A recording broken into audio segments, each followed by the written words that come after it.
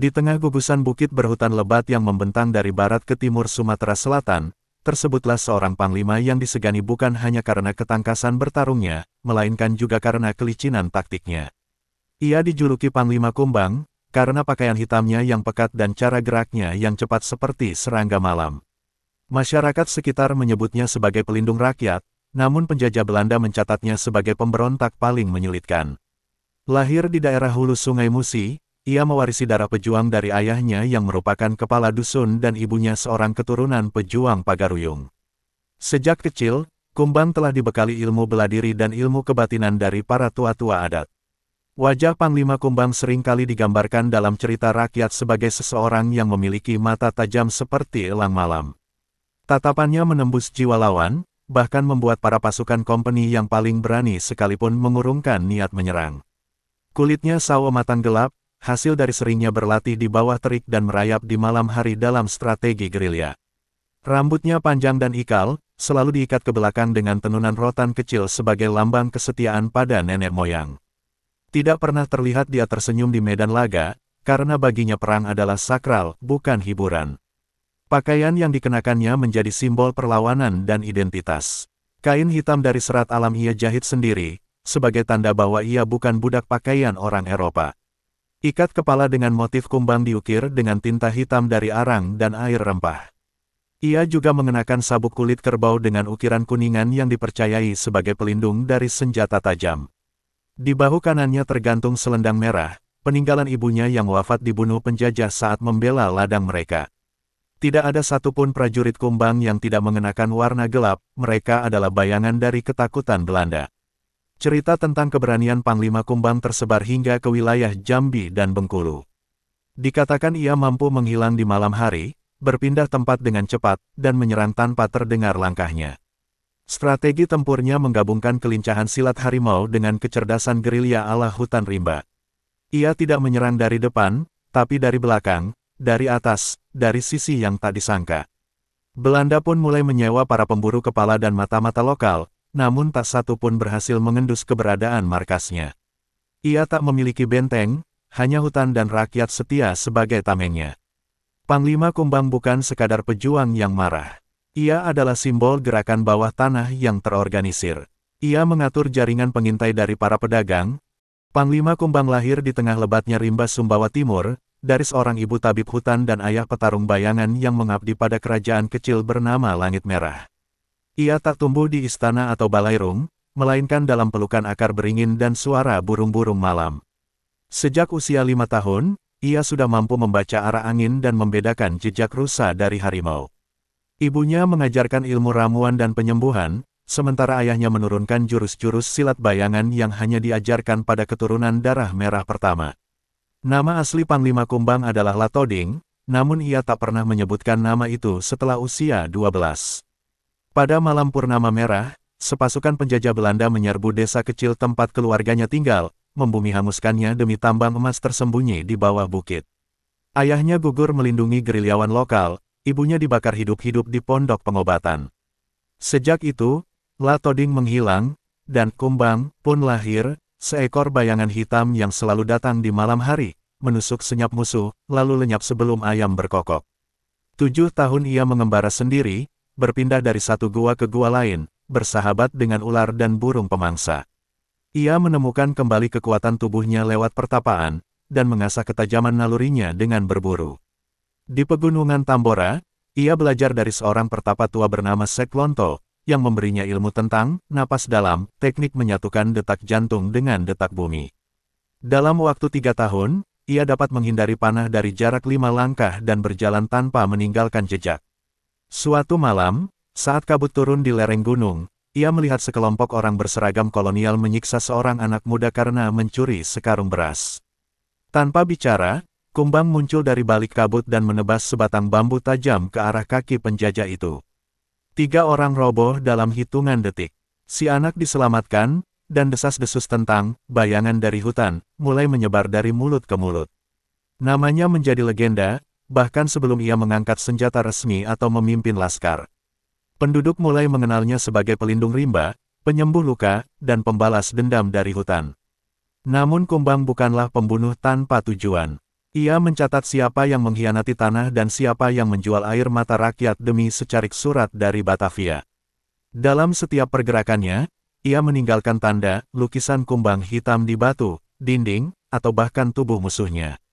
Tanda itu bukan ancaman, melainkan pesan bahwa keadilan masih hidup di hutan, walau diam. Nama Panglima Kumbang semakin menggetarkan jantung para kompeni dan antek pribuminya. Di pos-pos penjagaan kolonial, para prajurit menatap gelisah ke arah hutan tiap malam, takut kalau sosok berjubah hitam itu menyelinap dari kegelapan. Namun Kumbang tidak bergerak sembarangan. Ia selalu mengamati dengan sabar.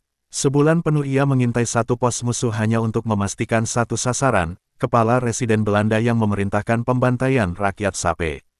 Ketika malam ke-50 tiba, ia menyusup masuk seperti angin, membungkam targetnya tanpa menimbulkan suara, lalu pergi begitu saja dengan meninggalkan lambang kumbang tergurat di pintu.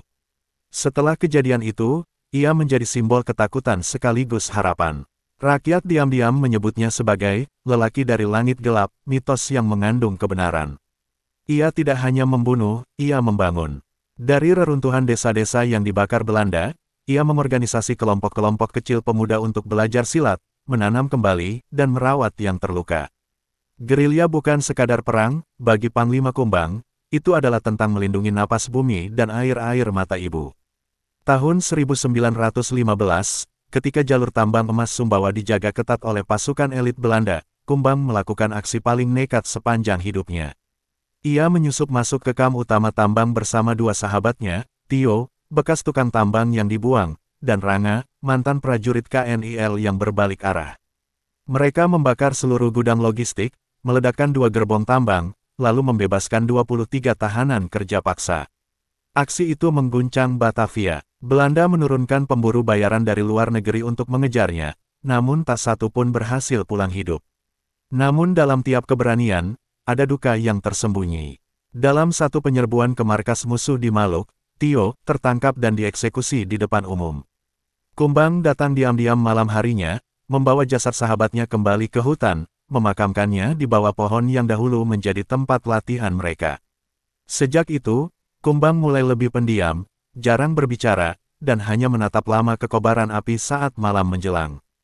Ia tahu, setiap nyawa yang melayang adalah utang yang harus ditagih dengan kehormatan, bukan dendam. Dalam diamnya, ia mulai menulis bukan di atas kertas, tapi di kayu-kayu tua yang disembunyikan di dalam gua. Ia menulis tentang tanah, tentang pengkhianatan bangsanya sendiri, dan tentang anak-anak kecil yang tidak akan mengerti kenapa ayah mereka pulang dengan tubuh berlumur peluru. Ia menyimpan semua itu seperti pesan untuk generasi berikutnya. Sebab ia tahu, ia tidak akan selalu hidup.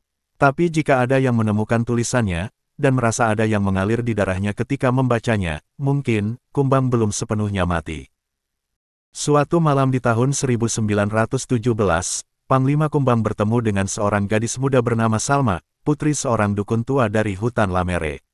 Salma bukan perempuan biasa, ia memiliki penglihatan malam yang tajam dan kemampuan meracik racun dari tanaman liar hanya dengan mencium aromanya. Ia tak gentar menghadapi ular, dan saat pertama kali melihat Kumbang, ia justru menatap lurus ke matanya, lalu berkata, "Kau manusia yang memilih menjadi bayangan." Sejak malam itu, mereka tak terpisahkan, bukan sebagai kekasih dalam bayangan, tapi rekan seperjuangan yang saling menjaga jiwa. Salma memperkenalkan Panglima Kumbang pada ilmu lintasan bintang dan cara membaca pergerakan pasukan dari suara hewan malam.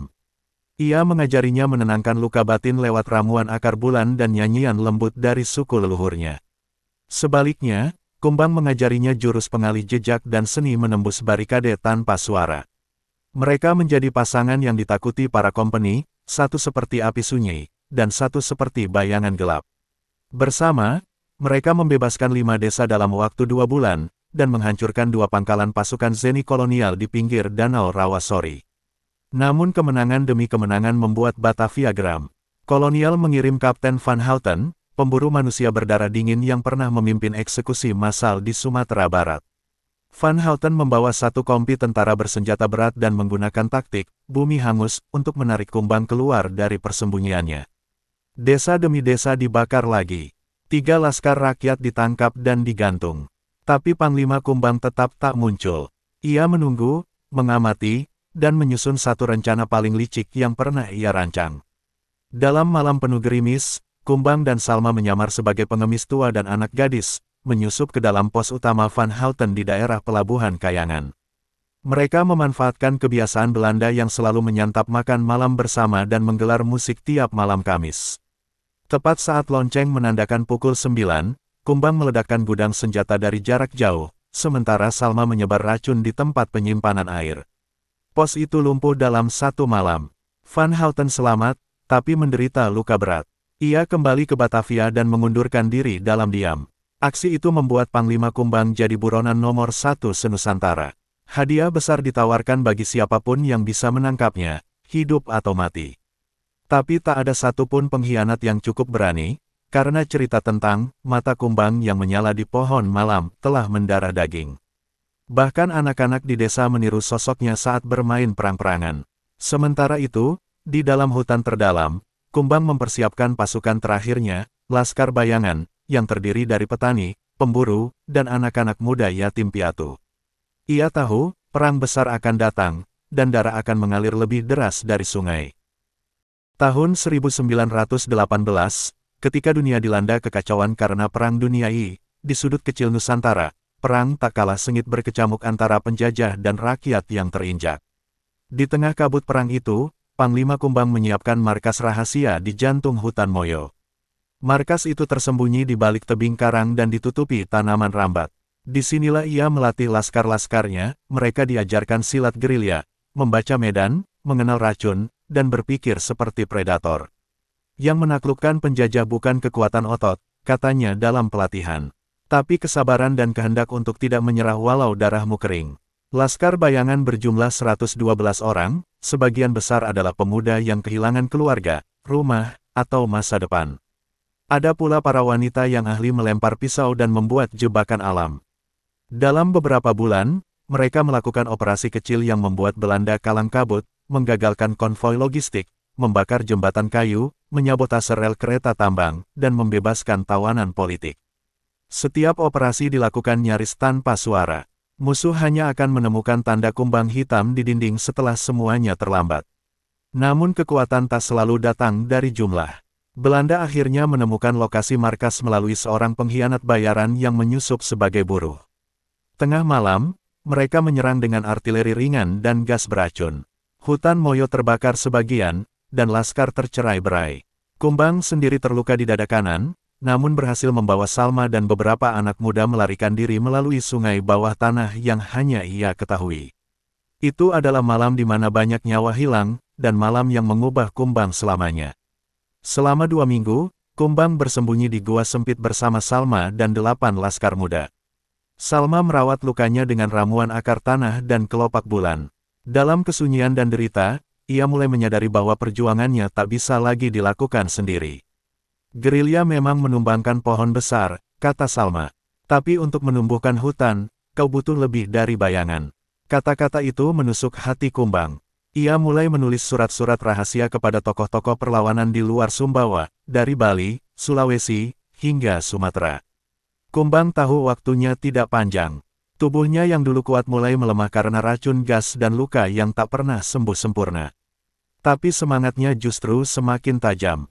Ia membentuk dewan kecil dalam persembunyian, terdiri dari 7 orang muda terlatih, dan memberi mereka tugas, menyebarkan ilmu, menyatukan kelompok perlawanan, dan menyimpan kebenaran tentang sejarah yang tak akan ditulis penjajah. Ia tak ingin jadi pahlawan yang dibangga-banggakan. Ia hanya ingin agar anak-anak kelak bisa bermain di tanah yang tidak dipagari senapan.